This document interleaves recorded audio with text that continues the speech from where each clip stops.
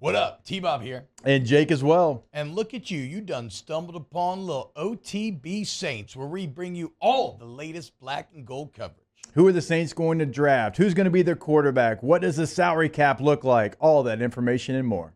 Hope you enjoy it. Like, subscribe. It's the third preseason game. Yeah. Like, we were talking before the show, and he's like, the O-line didn't look that good. It's like, well, yeah, but none of these are the O-linemen, right? Yeah. So it's one of those things where you could really only focus on the individuals, and I think some stuff jumps out in that regard.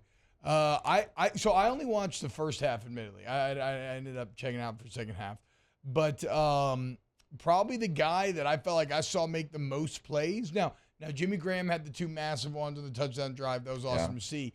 But a guy who's also kind of on the edge of making this team, Jontre Kirkland, he did. had a really impactful night. I don't know how many catches he ended up with, but consistently they seemed to love him in that quick screen game. He had a nice return in special teams. We all know what his special teams dog he was here at LSU. Again, this is it's weird though, right? Because like we said, Shaq Davis, who we've talked about a lot, had some good moments. Jimmy Graham had good moments. It feels like almost everybody who was on the edge anyway had some good moments. So I don't know that Kirkland makes the team, but I felt like he put out excellent tape for all 32 teams in the NFL last night. And he tore it up in the XFL as well before he got injured. I think he tore his pec.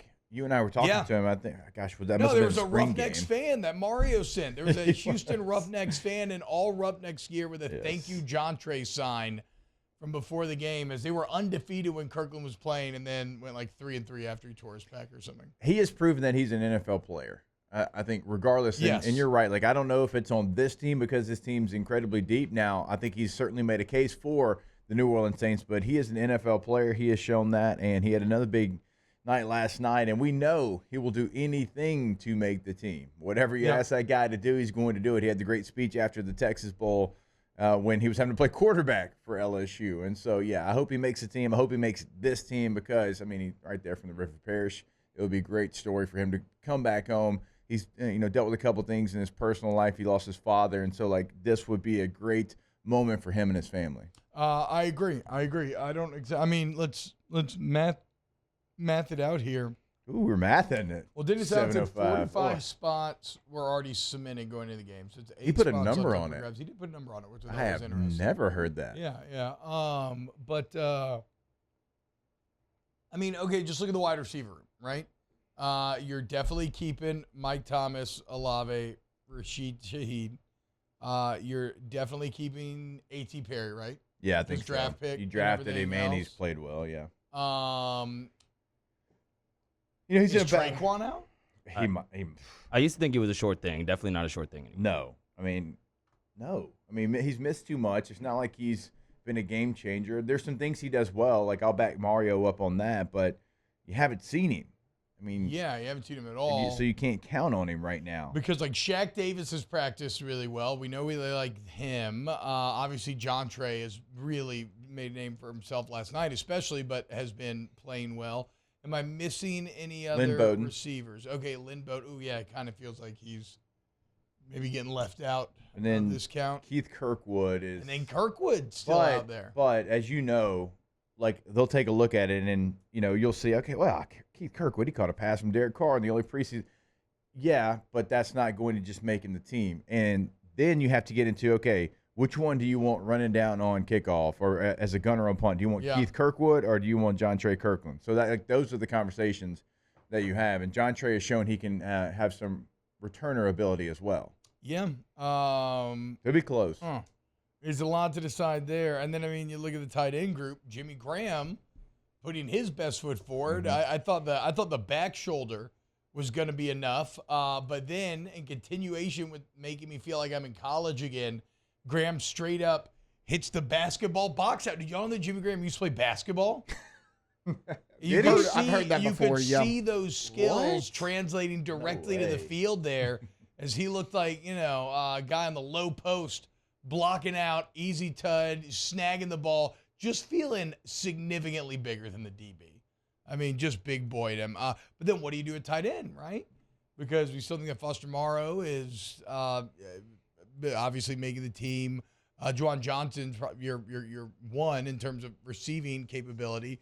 Taysom remains that weird kind of hybrid, and then even Lucas Kroll probably. But I felt like he played well yesterday, too. He did, yeah. I'm looking at the box score. 7 receptions, 106 yards yesterday from Lucas Kroll. So he took over. Well, as good as Jimmy Graham was yesterday, Kroll probably had a better game. I mean, Jake Haener locked in on Kroll, though. I mean, he was like, I'm not throwing to anybody else in the fourth quarter. And it cost him a couple of interceptions. He did have a bunch of drops, though. Not to hate on Kroll, but he could have. I remember. Did he have any last night? I remember 2 games ago he had the seam from James and everything. He's been doing a good job getting himself open this preseason, and last night he had a nice game, but not the best hands on Kroll. Another roster spot and we kind of talked about if it was bold, if Jake Haener would have gone out and just balled out, and maybe if Jameis would have struggled, maybe there would have been a situation there. But Jake Haener throws a couple of interceptions. Jameis actually played really well, and so now I think you keep 3 quarterbacks because I still think they like enough about Jake Haener to keep him on the active roster, because if you tried to hide him, he would get claimed pretty quick. Yeah. And Jameis, this is definitely the last year of Jameis. Like, everybody knows that. Yeah. Like, it's not – it was surprising that it made another year, but this is the last one. I will say this. I finally have closed my book on my boy Jebu. I still love him. Still love JMO, but I really thought he was going to be Breeze 2.0. I thought we were going to see the same career regeneration that we saw from Drew Brees. There were so many parallels when they made their switches from their teams, and I thought the chaotic nature of where he was to the stability that he was entering. Now, granted, didn't end up as stable as Sean Payton pieced out after a year, but still, I really thought that we were going to see a similar story take place, and obviously it did not, and it never will. But that's okay. It's okay. And he'll still play in the NFL for a very long time. Sure. If you want to. Sure. Other things to highlight from last night, Isaiah Foskey with a sack. We found him. How about it, dude? We found him. Hey, look, I know we can be mean about it, but, he did it, and that's good. Like, if that's just – it's kind of like how we're going to talk about Notre Dame a little bit is you can only do what you can with the opportunity you're given, and they maximized. I'm not going to say Foskey maximized it, but he finally showed up. I thought Brian Brzee had a really good game. He forced the pressure into the Malcolm Roach sack, forced fumble. He missed that other sack he should have had. But after looking a little like they were getting a little pushed around early on, Brzee seemed to come into his own as the game went on. I think you have 6 defensive linemen right now that you feel really good about. You've got 4 defensive tackles, and you've got 2 ends, 2 edge guys. And you're waiting for another edge. And you're waiting for Foskey, young player, good sign that we saw him, because we're not trying to be funny. Every Saints reporter that we talked to is like, hey, I couldn't tell you. He hadn't flashed yet. Okay, so it's good to see him have a moment like that. And then Peyton Turner. I mean, that's the guy that we have talked about probably more than any player on the Saints roster outside of Derek Carr here leading up to the season. So you have really good – I mean, he did. He showed up, and you just need him to continue to try to stay healthy and to continue to be an impact player. He's not going to be a starter. It's going to be Granderson and Jordan, but when he comes in, just like Brian Brzee, what can you give us in that spurt of plays that you're going to be in there? Yeah. Because, Brzee's a luxury right now, because you signed 2 veteran players that look like they're working out right now, and then when Brzie's in there, we said it the other day, I think it was last week, hey, 20, 25 plays and just bat out of hell, just the entire time, hair on fire. And then Malcolm Roach continues to make plays. So So you have 6 defensive linemen I think you feel really good about. You're waiting for 2 more to step up. Yeah, Jalen Smith played well again, so you continue to feel good about the depth there.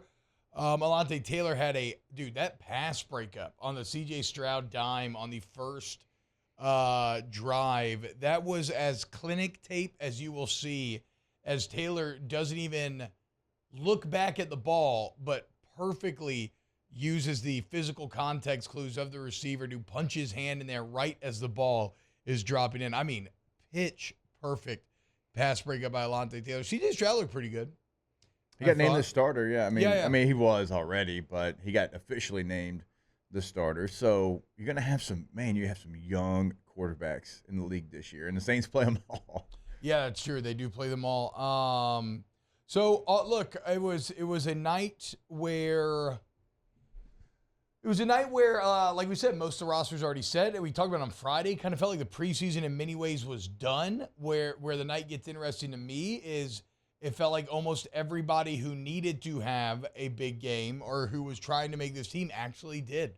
So you have some very tough decisions for the New Orleans Saints today. And so I'll be very interested to see how exactly this final 53 shakes out. Wow, just amazing black and gold takes right there, Jake. I don't think I've ever heard any takes that are better than the two guys that just gave you that take. And you can keep getting them by going ahead and liking, subscribing, ringing the bell to get notifications when we post. Have a great day. We'll see you on the next OTB Saints.